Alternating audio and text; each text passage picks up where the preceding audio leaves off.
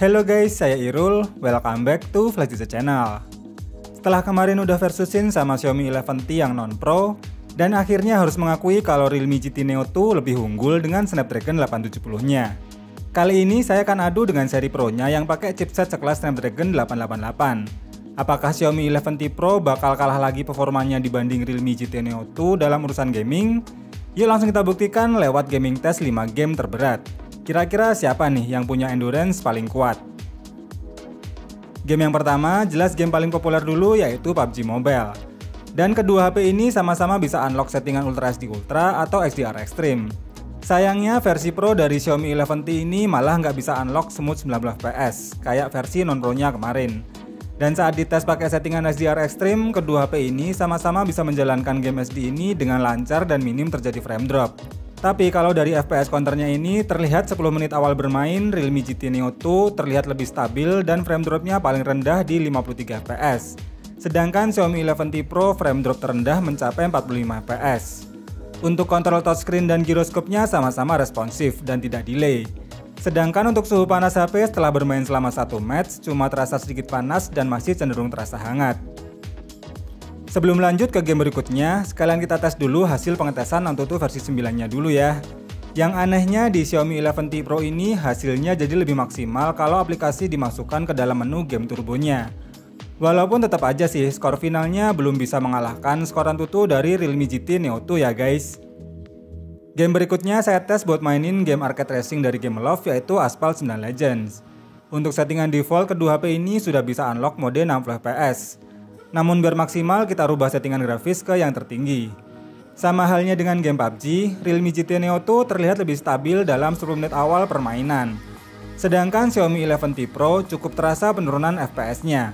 Dan tentunya frame drop paling terasa jika full efek animasinya muncul seperti saat mengeluarkan nitro atau saat bertabrakan dengan mobil lawan. Untuk respon kontrol touchscreen-nya sama-sama terasa responsif.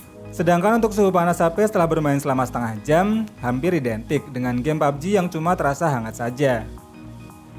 Sama halnya dengan skor Antutu, untuk pengetesan Geekbench 5 tesnya, Xiaomi 11T Pro juga jauh lebih tinggi skornya jika pakai mode game turbo.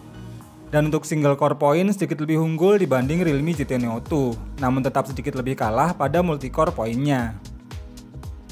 Game selanjutnya game yang terberat nih, yaitu Genshin Impact.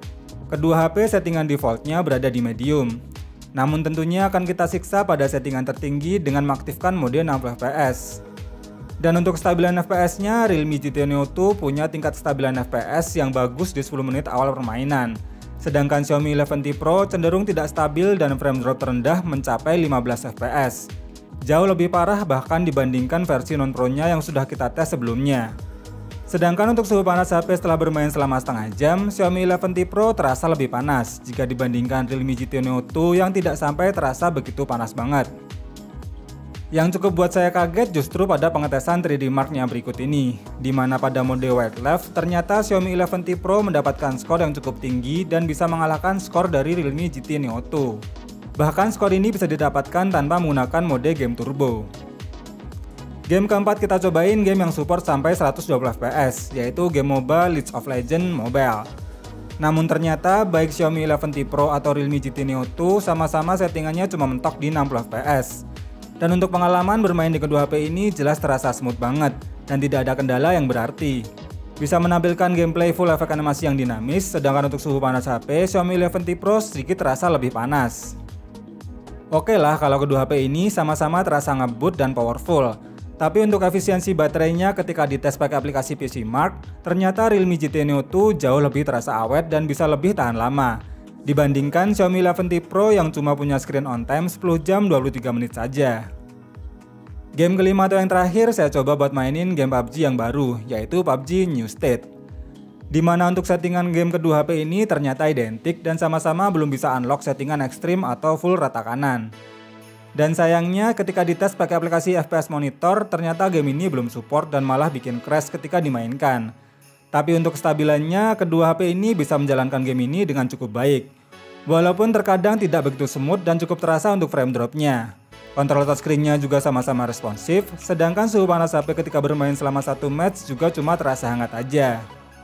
Sekedar info, semua tes barusan kita tesnya di dalam ruangan yang sama. dengan suhu ruangan sekitar 25 derajat dan dalam posisi AC menyala, menggunakan koneksi Wi-Fi dan posisi brightness 100% dan volume di 80%. Kesimpulannya, performa Snapdragon 888 yang ada pada Xiaomi 11T Pro ini bisa dibilang malah terasa kurang maksimal dibanding Realme GT Neo 2 dengan Snapdragon 870-nya.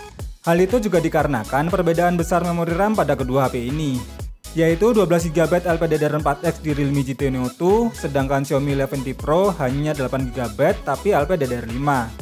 Dan bisa jadi karena kestabilan UI kedua HP ini cukup berbeda, di mana Realme UI memang terasa lebih ringan jika dibandingkan MIUI pada Xiaomi 11T Pro ini.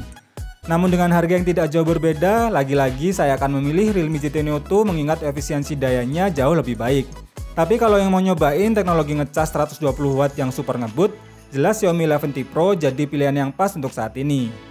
Terima kasih udah nonton video ini sampai habis, semoga video ini bermanfaat dan sampai ketemu lagi di video berikutnya.